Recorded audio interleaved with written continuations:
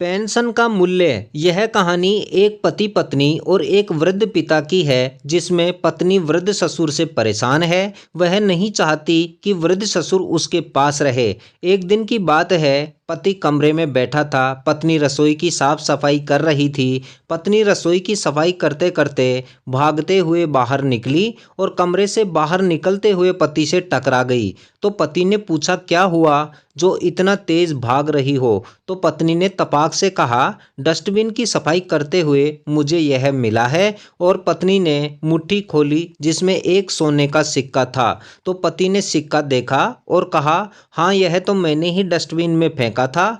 तो पत्नी ने हैरानी से पति की ओर देखा और बोली, क्या तुम पागल हो गए हो जो सोने को कचरे में फेंक दिया? तो पति ने कहा, यह सिक्का हमारे पूर्वजों के समय का है और यह बहुत पुराना हो गया है, इसलिए मैंने इसको कचरे में फेंक दिया। तो पत्नी बोली, यह मैल धूल और बिना सार संभाल के ऐसा लग रहा है। तो पति ने हैरानी से कहा, अच्छा, तुम भी तो सोने से कीमती मेरे पिता को घर से बाहर निकालना चाहती हो? तो पत्नी ने कहा कि सोने के सिक्के और तुम्हारे पापा में जमीन आसमान का फर्क है। उनकी तुलना तो लोहे से करना भी बेईमानी होगा। मुझे पूरे दिन उनका कितना सारा काम करना पड़ता है और जगह जगह गंदगी फैलाते रहते हैं और हमेशा मेरे लिए ही बोझ बनकर बैठे रहते हैं। तुम्हारे और भी भाई हैं, उनके पास तो कभी नहीं जाते, मुझे ही नौकरानी समझ रखा है। तो पति ने कहा, मैं अपने पापा को अपने पास ही रखूंगा, कहीं नहीं जाने दूंगा।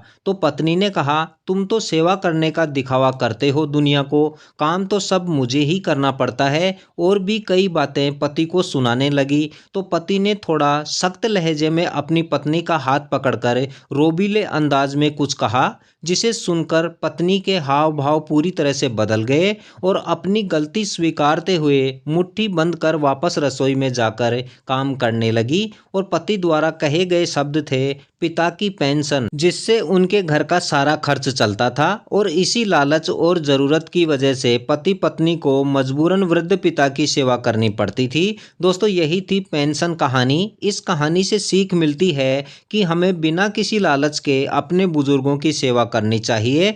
ज़रूरी नहीं कि हर व्यक्ति को बुढ़ापे में पेंशन मिलती है, क्योंकि सभी सरकारी कर्मचारी नहीं होते। तो दोस्तों, माता पिता जिन्होंने हमारे लिए अपना पूरा जीवन कुर्बान कर दिया, उनकी सेवा जरूर करें बिना किसी स्वार्थ के। उम्मीद है कहानी आपको पसंद आई होगी और चैनल पर नए हैं तो चैनल को जरूर सब्सक्राइब करें और कहानी के बारे में अपनी राय कमेंट कर जरूर दें। तथा हमारे साथ बने रहने के लिए आप सभी का बहुत बहुत धन्यवाद।